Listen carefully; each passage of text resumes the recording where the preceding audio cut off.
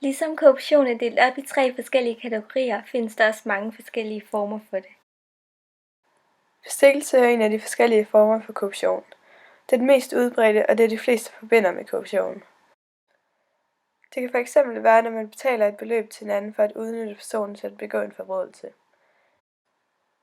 Et andet eksempel kan være, hvis man betaler en person for at opnå noget til ens egen fordel.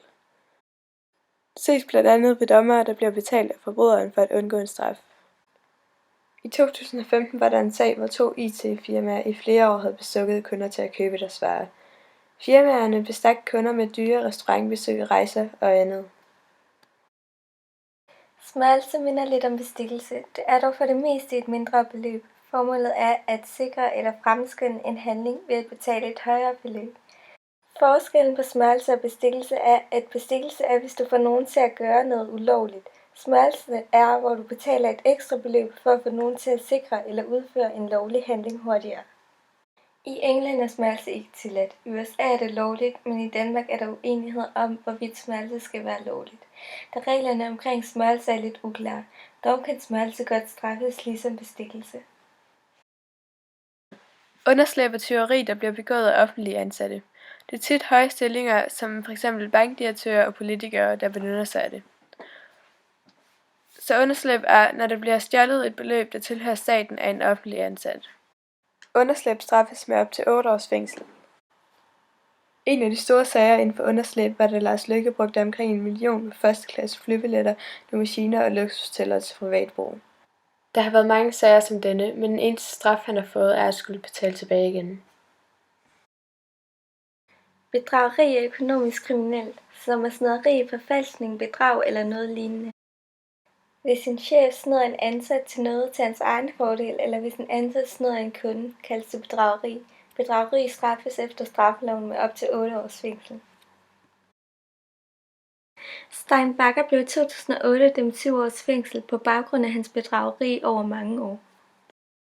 Det startede i 2003, hvor ham og finansmanden Asger Jensby købte IT Factory. I 2007 får Asger Jensby en anonym mail, som opfordrer ham til at kigge nærmere på regnskabet. Kort tid efter bliver Stein Bagger mistænkt for momssvindel og skattefusk. I november 2008 tager Stein Bagger til Dubai med sin familie og nogle venner. Han forsvinder sporløst uden at sige et ord til sine medrejsende. I Danmark finder man ud af, at han har været bedrageri for omkring 0,5 milliard kroner. Afpresning er, når en person tvinger sig til f.eks. penge ved at bruge vold eller trusler. Det ses tit steder, hvor man skal forbi noget, f.eks. vejspærringer eller landegrænser. Det foregår sådan, at folk stiller sig op ved f.eks. en vejspærring og kræver penge for, at folk skal forbi. Der er også tale om afpresning, når læger eller politimænd i nogle lande kræver ekstra penge for at gøre en tjeneste. Det kaldes korrupte politimænd og læger. Matchfixing er noget, der foregår inden for sportsverdenen. Det er ikke strafbart, men man kan blive fyret, hvis det bliver opdaget.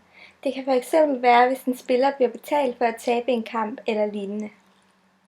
En af de største sager i Danmark, der omhandler matchfixing, var da 6 fodboldspillere fra klubben Hvidovre IF skulle spille mod Vejle Boldklub, men i forvejen havde aftalt resultatet. Karteller er, når virksomheder slår sig sammen for at undgå konkurrence. På den måde kan de sætte priserne op og få en højere indkomst. Man kan risikere at få store bøder, hvis det bliver opdaget. I 2014 blev en af de største kartelsager i Danmark opdaget. 25 byggevirksomheder havde aftalt priser på både offentlige og private byggerier, som gjorde, at de fik en meget højere indkomst. Blandt alle de skyldige virksomheder blev der betalt bøder for omkring 27 millioner kroner. Nepotisme er, hvis man giver fordele til familiemedlemmer, venner eller bekendte. For eksempel, hvis en person har søgt en stilling, og chefen ikke kigger på uddannelse eller erfaring, men gør dem fordele, fordi han har personlige relationer. Nepotisme er ikke strafbart, medmindre det overtræder eller er imod reglerne. Hver 8. arbejdsplads i Danmark har oplevet nepotisme.